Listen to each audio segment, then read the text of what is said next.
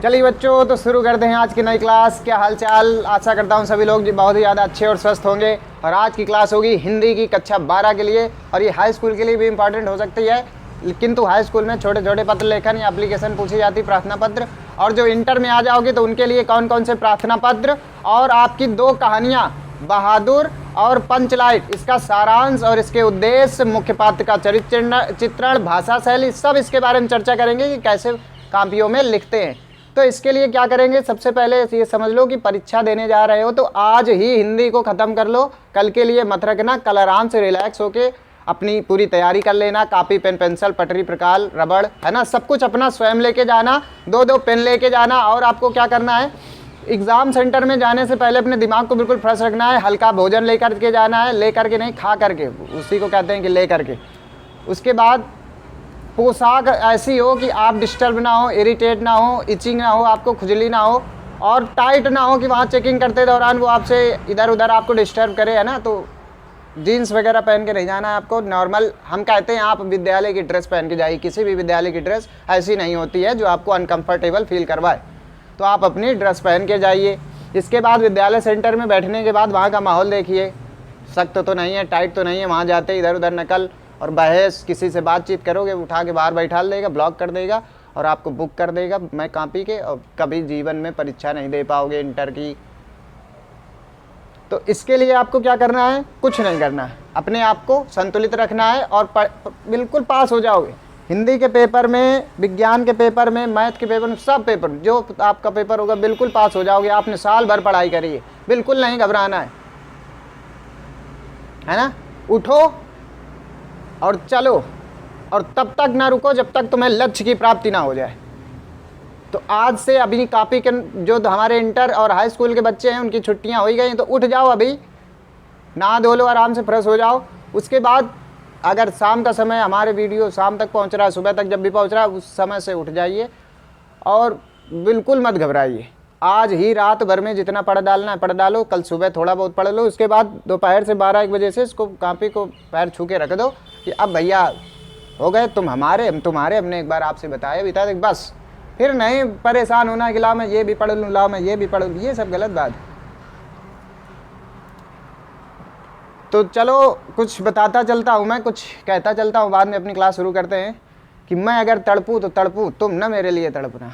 मैं अगर तड़पूँ तो तड़पूँ, तुम ना मेरे लिए तड़पना।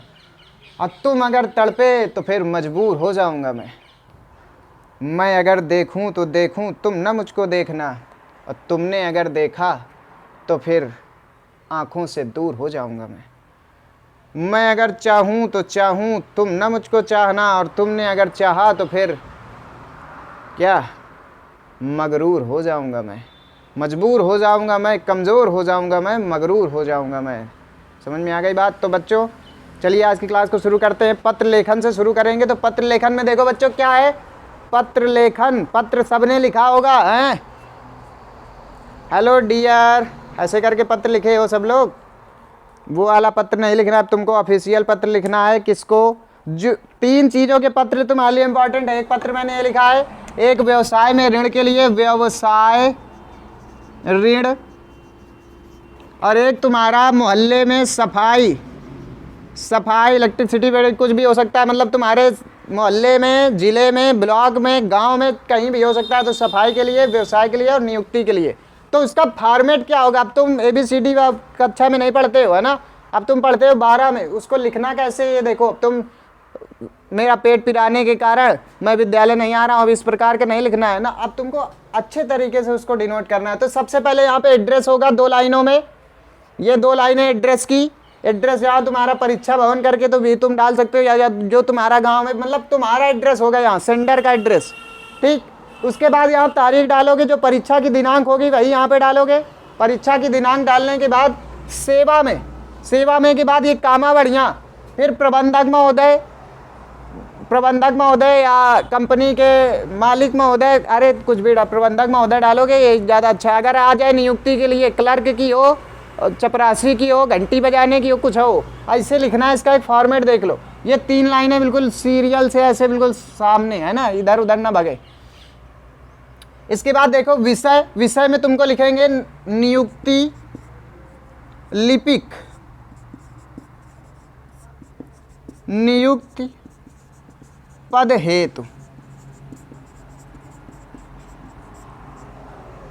महोदय प्रबंधक, हमारा आपसे विनम्र निवेदन है कि आपके विद्यालय में हमें फलाने न्यूज़पेपर के विज्ञापन से यह विदित हुआ है कि आपके विद्यालय में लिपिक पद की 2 रिक्तियां या 2 पद की रिक्तियां खाली हैं, जिसमें हम आवेदन करना चाहते हैं, क्योंकि हमने फलानी डिग्री या स्नातक कर लिया है और अभी तक हम बेरोजगार हैं।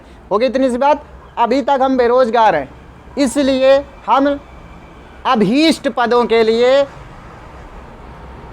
दस्तावेज सबमिट कर रहे हैं। दस्तावेज सबमिट नहीं लिखेंगे, दस्तावेज भेज रहे हैं या दस्तावेज संलग्न कर रहे हैं और निम्न पदों के लिए अप्लाई कर रहे हैं, मतलब आवेदन कर रहे हैं।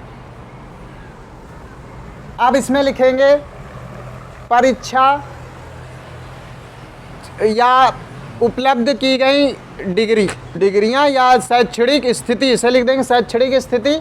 उसके बाद क्रम संख्या, परीक्षा उत्तीर्ण और श्रेणी, मतलब किस ये तुमको एक चार्ट बनाना है कि परीक्षा तुम्हारी माध्यमिक शिक्षा परीक्षा बोर्ड या कक्षा 12, कक्षा 10, कक्षा है ना, इस प्रकार उत्तीर्ण, पास पास पास पास, श्रेणी first division, second division, third division, मतलब प्रथम द्वितीय तृतीय श्रेणी, और कौन से विश्वविद्यालय से, जैसे तुम्हारे स्कूल का नाम CSJMU छत्रपति शिवाजी महाराज है ना, या यूपी बोर्ड माध्यमिक शिक्षा परिषद उत्तर प्रदेश, ऐसे। तो इस प्रकार से तुमको ये सारणी बनानी। उसके बाद कार्य अनुभव तुमको कितने साल का, अच्छा इसमें टंकन कंप्यूटर का भी तुमको नॉलेज, उसमें आगे तुम उसमें लिख भी सकते हो कि हमें टंकन, इसमें ये नहीं लिखेंगे इसमें लिखेंगे टंकन डिप्लोमा या टंकन प्रमाण पत्र, ये भी हमने इसमें लगाया हुआ है, जिसका हमें कार्य अनुभव कितना है, 2 से 3 साल का कार्य अनुभव। इसको लिखने से तुम्हारा इफेक्टिव हो जाएगा। तो ये तुम्हारी हो गई नियुक्ति पत्र के लिए। अब तुमको व्यवसाय में ऋण चाहिए तो उसमें बैंक को ही लिखोगे, है ना, तो संबंधित शाखा या संबंधित अधिकारी के लिए लिखोगे तो उसमें ये सब वही रहेगा। सेवा में यहाँ पे प्रबंधक महोदय की जगह हो जाएगा, उसमें भी मैनेजर प्रबंधक होगा, है ना, मैनेजर को ही लिखना होता है, तो उसमें भी लिखेंगे प्रबंधक महोदय।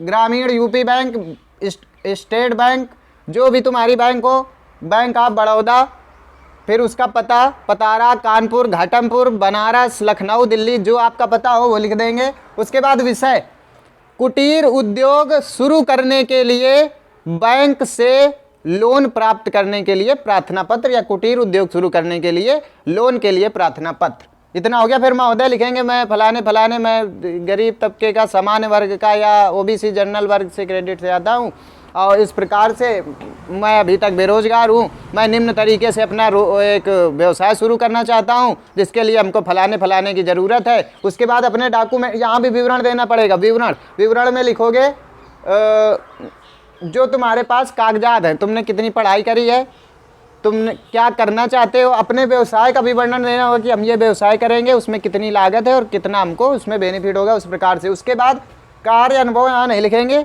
यहाँ सीधे लिखेंगे संलग्न प्रारूप। तो अपने मार्कशीट के पेपर लगाओगे, अपने वो जिसको कहते हैं प्रोजेक्ट का भी अपना, हमारा ये प्रोजेक्ट है, इस प्रकार से हम इसको प्राप्त करेंगे तो प्रोजेक्ट लिख देंगे कि अपना। उसके बाद यहाँ लिख देंगे भवदी फलाने ठिकाने, जो तुम्हारा नाम हो। यहाँ अपना नाम नहीं लिखना है, XYZ का खा गा लिखना है। हो गया।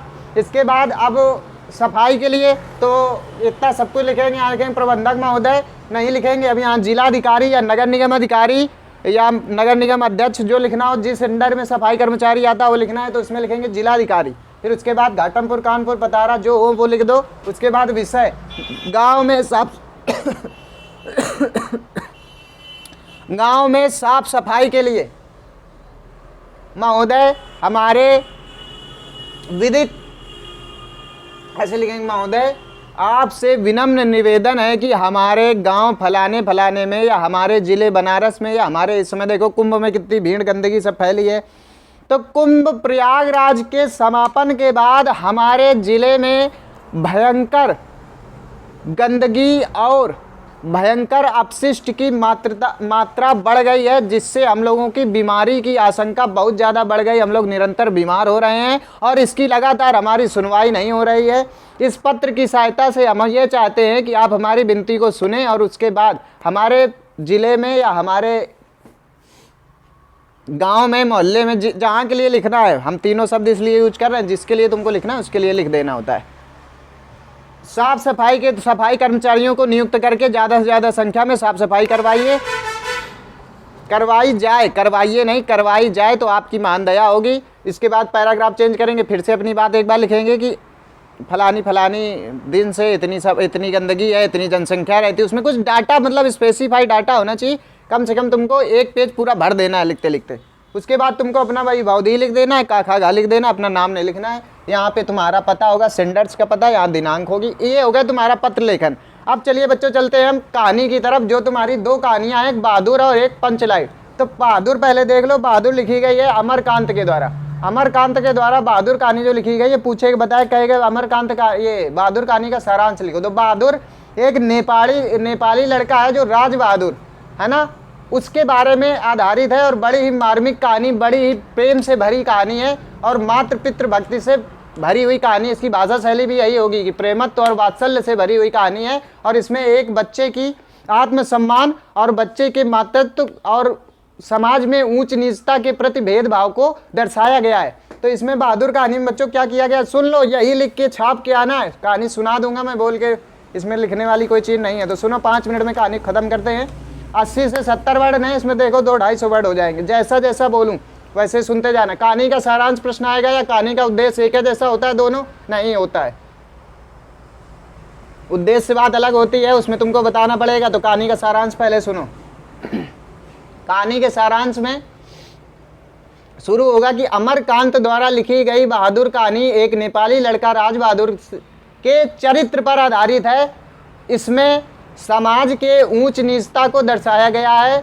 अब कहानी के सारांश में आएंगे कि एक नेपाली लड़का अपनी माता के कटु व्यवहार से द्रवित होकर या परेशान होकर अपने घर को छोड़ करके निकल जाता है। हालांकि वह माता के प्रति बड़ा समर्पित होता है, माता से प्रेम भी करता है, लेकिन माता का कलुषित भरा व्यवहार उसको पसंद नहीं आता और वह अपने घर को छोड़कर निकल जाता है। इसके उपरांत वह जब बिहार की कहानी है, जब बिहार पहुंचता है तब वहाँ किसी एक सेठ के घर में काम करने लगता है ना, काम करने लगता है। उसके बाद जब वहाँ उसको प्रेम मिलता है, प्यार मिलता है, तो उसे बहुत अच्छा लगता है, वो बहुत मन से काम करता है। लेकिन जब इसमें उसके मालिक का नाम आया होगा, वो तुम देख लेना। तो वहाँ काम करते करते जब उसको पैसा मिलता है तो वो अपनी माँ के पास भेजना चाहता है। तो उसकी मालकिन कहती है, या उस लेखक की पत्नी कहती है कि तुम मालकिन के पास क्यों भेजना चाहते हो। नमिता करके कुछ नाम है उसका, देख लेना क्या नाम है, कि तुम अपनी माँ के पास पैसा क्यों भेजना चाहते हो। तो वो बच्चा कहता है कि माँ बाप के कर्ज को ज़िंदगी भर नहीं उतारा जा सकता है। माँ बाप का कर्जा तो बच्चे ज़िंदगी भर उतारते हैं, इसलिए वो अपनी माँ। तो कितनी मार्मिक बात। अब इस बात को तुमको अंडरलाइन करनी है। जो तुम्हारे कीवर्ड्स हैं, जो तुम्हारी बातें अच्छी तुमको लग रही हैं, वही तुमको बातें अच्छी लगा करके अंडरलाइन करनी है। वही बातें तो उसको भी अच्छी लगेंगी एग्जामिनर को, अब वो पूरा धोड़न पड़ेगा, वो यही बातें पढ़ता है। इसके बाद क्या है कि लेकिन कुछ दिनों के बाद जैसे जैसे समय बीतता गया, उनके बीच में आपसी संबंध खराब होते गए। नौकर की तरह उसके के साथ व्यवहार होने लगा। उसका बड़ा बेटा, लेखक का बड़ा बेटा बराबर उसको या वक्ता कह दो कि कहानी के वक्ता का बड़ा बेटा बराबर उसको मारने पीटने का बहाना ढूंढा करता था। एक बार उसने चोरी का आरोप भी उसके ऊपर लगाया गया, लेकिन जब उस चोरी का आरोप उसके ऊपर सिद्ध कर दिया गया तो वह यह बर्दाश्त नहीं कर पाया और उसके साथ मारपीट भी करी गई। इसलिए वह घर छोड़कर, क्योंकि उसको प्यार का भूखा था, वो भोला भाला था, इसलिए वो फिर से छोड़ के चला गया। लेकिन कुछ समय बाद जब रियलाइज़ हुआ कि चोरी उसने नहीं की थी और उसके साथ गलत हुआ है, तो उसके घर वालों ने जब उसको ढूंढने की कोशिश करी और माफ़ी मांगने की कोशिश करी, तब वो दोबारा कहीं नहीं मिला और उसके माफ़ी मांगने के से लेखक और उसके घर वाले वंचित रह गए। इस प्रकार उनको बड़ा ही शोक और खेद प्रकट हुआ है ना। तो ये हो गया तुम्हारा सारांश। इसमें 100 से शब्द से ज़्यादा हो गए होंगे, बोलना और लिखना बहुत अलग बात होती है।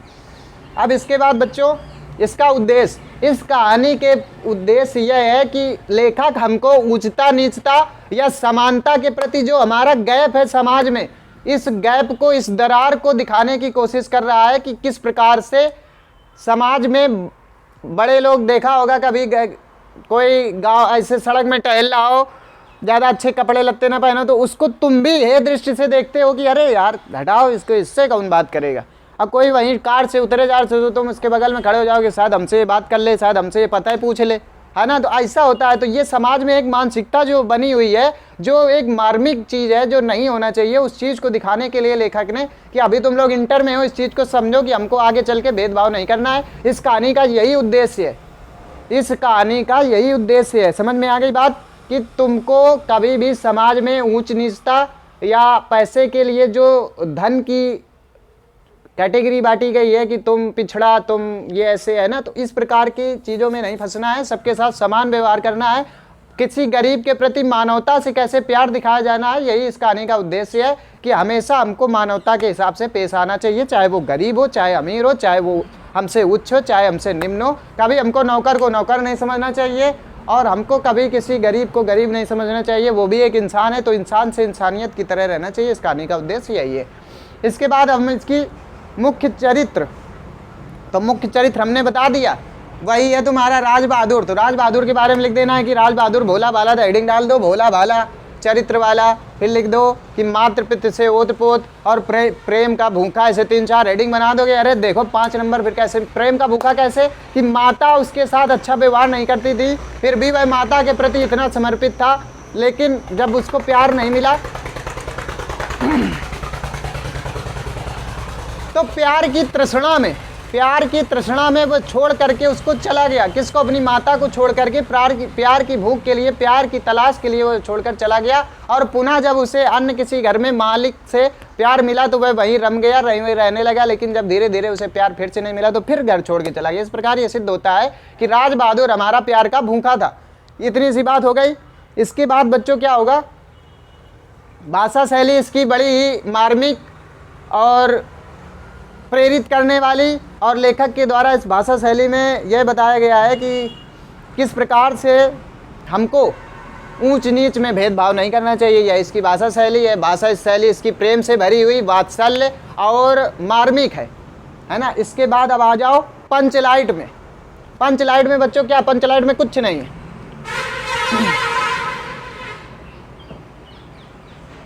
पंचलाइट कहानी लिखी फणीश्वर नाथ रेणु ने। किसने लिखी? फणीश्वर नाथ रेणु। ये तुम्हारे कहानीकार, तो कहानी इसमें लेखक से ज्यादा प्रश्न पूछता नहीं, कहानी से को तुमको कहानी कुल मिला के पता होनी चाहिए। तो रामनवमी दिन वाले दिन इसमें देखो एक सरदार होता है मुनरी काकी, मुनरी काकी नहीं गुलरी काकी, गुलरी काकी की लड़की होती है मुनरी, है ना, मुनरी। और होता है इसमें मुख्य कैरेक्टर होता है, वो होता है गोधन, होता है ना कि गोबर गोधन होता है, गोधन।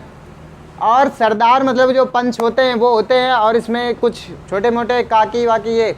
तो इसमें क्या होता है कि सरदार लोग जो पंच होते हैं वो रामनवमी के मेले से एक लालटेन खरीद के लाते हैं, जिसे कहते हैं पंचलाइट। नाम क्या दिया गया? पंचलाइट।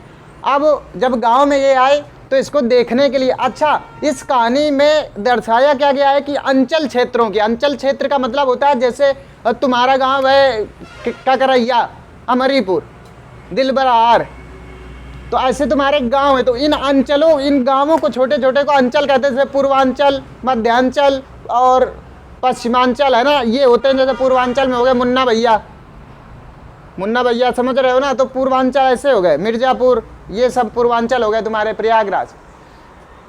तो इस कहानी में सरदार और पंच ने मिलकर के, अब सारांश सुनो, सरदार और पंच रामनवमी के मेले से एक पंचलाइट या लालटेन खरीद के लाए, और जिसे देखने के लिए, क्योंकि कभी लालटेन गांव में आई ही नहीं थी, किसी घर में लालटेन थी ही नहीं, तो इसे देखने के लिए तमाम लोग, अब लालटेन को जलाने का एक प्रोसेस बड़ा जटिल होता है, कोई जलाना जानता नहीं था। पहले देखने की बात सुनो कि देखने आए, उसके बाद इसको सब लोग पूजा पाठ का व्यवस्था हुई गांव में पंच ने अपनी, मतलब सरदार ने अपनी पत्नी से कहा कि चलो पूजा पाठ की व्यवस्था करो, पहले इसकी पूजा पाठ होगी, बाद में इसको जलाने की बातचीत होगी।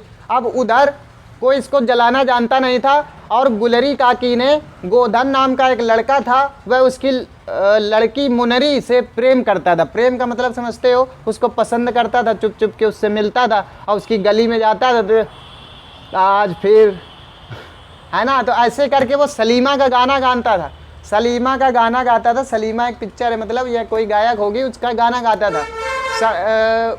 प्यार करने का सनम, पता नहीं कुछ ऐसे करके उसमें गाना लिखा भी है तुम्हारी बुक में। तो सलीमा का गाना गाता था, तो आँख का तारा कहता था। कौन सा? आँख का तारा उसको कहता था। क्या कहता था? आँख का तारा। प्रेम की बात से हमारे बच्चे बहुत खुश हो जाते, मुस्कुराने लगे हैं। तो इस प्रकार से सलीमा का गाना गाया करता था उसको मुनरी को देख करके, और मुनरी भी उससे प्रेम करती थी। अब लाइट जलाए कौन? मुनरी ये बात जानती थी कि गोधन पंच लाइट या लालटेन जला चुका है और वो जला सकता है, क्योंकि वो चतुर था, चतुराई से। अब देखो इस कहानी के उद्देश्य में मांगे की बात बताएंगे, अभी तुम कहानी का सारांश सुनो। तब बात आई कि इसको जलाएगा कौन, तो सबको पता चला अच्छा प्रेम करता था, तो पंचों ने इसको समाज से बहिष्कार कर दिया था। समाज से बहिष्कार का मतलब जैसे हम तुमको घर से बहिष्कार कर दे, तुम्हारे साथ खाएंगे नहीं, तुमसे बात नहीं करेंगे, तुमसे बोलेंगे नहीं, और तुम्हारे काम काज से मतलब नहीं रखेंगे, तुम्हारा खर्चा पानी नहीं उठाएंगे। तो उसको गांव से, समाज से बहिष्कार कर दिया गया था। मैं उसके घर से, ना उसके घर कोई जाता था, ना खाना बना खाता था, कुछ केवल इतना सा उसका पाप था कि वह मुनरी से प्रेम करता था। भाई आजकल आजकी वाले हाल थे। तो फिर क्या हुआ, तो मुनरी ने अपनी काकी को बताया, मतलब काकी मतलब अपनी माँ गुलरी को बताया, और गुलरी ने पंचों को बता दिया कि गोधन इसको जला सकता है। अब क्या हुआ कि गोधन को फिर से पंच की समाज में शामिल कर लिया गया और फिर उसको जलाने के लिए बुलाया गया बड़े सम्मान। अब लालटेन जलाने का प्रोसेस होता है कि ऐसे उसको ढक्कन उचकाओ, फिर उसमें बाती माचिस लगा के जलाओ, है ना, ऐसे जला जाता है। तो इस प्रकार से गोधन ने पंचलाइट को जला दिया। इसके बाद बड़ा भोजन आदि की व्यवस्था हुई, और गुलरी की काकी ने क्या कहा, अरे मुनरी की काकी मतलब माँ, गुलरी काकी ने कहा कि बेटा अब तुम हमारी बिटिया को आँख का तारा कहो, चाहे जुगुच का हो, चाहे खूब सलीमा का गाना गाओ, और तुम ये सब कर सकते हो। तुम्हारे 7 खून माफ, गोधन को कहें 7 खून माफ, जो मन होता उन करो, है ना। बात समझ में आई? तो इस प्रकार इस कहानी का उद्देश्य अब समझो। और बनाएगा कौन? गुलरी माँ, खाए कौन? गोधन। सब समाज एक साथ मिल गया। तो इस कहानी का उद्देश्य ये लेखक बताना चाहता है कि अगर तुम एक अवगुण कर देते हो तो तुमको समाज से पहले निष्कासित किया जाएगा, लेकिन जरूरत और तुम्हारी चतुराई और तुम्हारे गुण और तुम्हारी क्षमता, तुम्हारी स्किल तुमको समाज में एक तुम्हारे किए गए गलत काम में दोबारा तुमको उस चीज़ में ला करके खड़ा कर देगी कि दोबारा तुम अपने आप को साबित कर सकते हो, अगर तुम्हारे अंदर चतुराई है, गुण है और महानता है। आ गई बात समझ में? इसी प्रकार गोधन को पहले समाज से निकाला गया, सिर्फ उसकी गलती इतनी थी कि वो भी प्रेम करती थी, वो भी प्रेम एक दूसरे से प्रेम करते थे, तो मुनरी को भी निकाल देना चाहिए, लेकिन नहीं, सिर्फ गोधन को समाज से परिष्कृत कर दिया गया। और इस कहानी से लेखक ये बताना चाहता है कि जब तुम्हारे अंदर हुनर है, जब तुम्हारे अंदर कुछ करने की क्षमता है और तुम्हारे अंदर चतुराई है, तुम्हारे अंदर हर चीज़ को समझने की, अपने आप को साबित करने की क्षमता है, तो फिर तुमको उस गुण से मुक्ति, उस अवगुण से, उस बुराई से, उस गलती से मुक्ति मिल सकती है। तुम अपनी गलती को सुधार सकते हो। और इस प्रकार गोधन को 7 खून माफ करने, सलीमा का गाना गाने और आँख का तारा करने की छूट मिल गई, है ना। तो कहानी का यही उद्देश्य। अब इसमें समझो कि कहानी का भाषा शैली, कहानी की भाषा शैली बच्चा यही है, हास्य व्यंग्यात्मक भी है, हास्य भी है। इसमें व्यंग्य किस बात का हुआ है? व्यंग हुआ है इसमें हास्य कैसे है कि अंचल से जोड़ने की कोशिश की गई है। गांव के जो निचले स्तर तबके के गांव होते हैं उनमें कैसे सामाजिक आधुनिकता से लोग वंचित रहते हैं, इस चीज़ का भी इसमें कहीं ना कहीं जिक्र हुआ है। इसके बाद इसमें जो आप गलतियां करते हैं उस गलती को सुधारने के लिए मिले मौके के अवसर को या अवसर को किस प्रकार से निखारा जाता है, किस प्रकार से उसमें अपने आप को साबित किया जाता है, इस बात की भी पुष्टि की गई है। तो ये हो गई आपकी 2 कहानियाँ, और 2 कहानियों में यदि कोई एक ना है तो आप आके चैनल को हम सब्सक्राइब कर देना। अब आपका ये काम हुआ कि ज़्यादा, आज हमने 11 नंबर आपके बिल्कुल फिक्स कर दिए, 5 नंबर इससे और 6 नंबर का ये। अच्छा, इतनी ही चीज़ केवल लिख दोगे तो 2 ही नंबर मिल जाएंगे, 4 नंबर तो केवल भाषा लिखने का मिलता है। इसके बाद हमने 5 नंबर में तुम्हारे जो 2 कहानियों के क्वेश्चन थे, इसमें अच्छा एक चीज़ और सुन लो, मुख्य पात्र का चरित्र चित्रण। तो मुख्य पात्र इसमें गोधन ही है, जो क्या करता है, जो पंच लाइट लालटेन को जलाता है। मुख्य पात्र अब समझ लो, मुख्य पात्र बहुत चतुर, मुख्य पात्र इसका है चतुर और चतुराई से भरा हुआ। मतलब कि जब उसको अपनी गलती साबित करने का या अपनी चीज़ को दबाने का मौका मिला, जब उसने सोचा कि अब हम अपने आप को यहाँ साबित कर सकते हैं, तो उसने कितने अच्छे तरीके से स्वयं को साबित किया और फिर से पंच की समाज में शामिल हो गया और मुनरी के साथ उसका प्रेम प्रसंग भी आगे बढ़ गया और सब कुछ उसने सब कुछ कवर कर लिया, है ना। इसके बाद बच्चों देखो, अंचल के, इसका कहानी का उद्देश्य ये भी है कि अंचल के गांवों से या अंचलों से आधुनिकता का वंचित होने का भी वर्णन इसमें किया गया कि किस प्रकार अंचल के गांव हैं जो इस आधुनिकता से वर्णन थे और किस प्रकार वहाँ क्रियाकलाप या बातचीत हुआ करती थी, कितना अच्छा जीवन हुआ करता था। इस चीज़ से भी जोड़ने का प्रयास किया। जब आप कहानी पढ़ेंगे ना तो इतना जुड़ जाएंगे। मैंने कहानी का सारांश बताया, सुन के मज़ा आया। अब हम क्या करेंगे, अब हम पढ़ेंगे जाके। हमको घबराना नहीं है, हमको परेशान नहीं होना, अब हम जाके वहाँ पढ़ेंगे। तो इस प्रकार से तुम्हारी ये चीज़ें हो गई। अब हम आपसे विदा लेंगे। तो आज की क्लास यहीं ख़त्म करते हैं। राधे राधे मेरे बच्चों, सभी को जय हिंद। और सभी जोश के साथ अपनी आज हिंदी की तैयारी पूरी कर डालो। कुछ मेन चीज़ें हमने आपको 6 नंबर का कल बताया था, 11 नंबर का आज बता दिया। तो ये 20-25 नंबर का अच्छा जीवन परिचय भी मैं आपको बता चुका हूँ। अयोध्या प्रसाद हरिऔध और डॉक्टर राजेंद्र प्रसाद हैं तुम्हारे में। इसके बाद तुमको जो तुम्हारे इंपॉर्टेंट रामचंद्र शुक्ल भी हैं तुम्हारे में, जयशंकर प्रसाद भी हैं तुम्हारे में, मधुसूदन गुप्त भी तुम्हारे में, महादेवी वर्मा भी तुम्हारे में। इतने पढ़ लो, तुम्हारा काम हो जाएगा। तो बस आज की क्लास को ख़त्म करते हैं बच्चों। जय हिंद।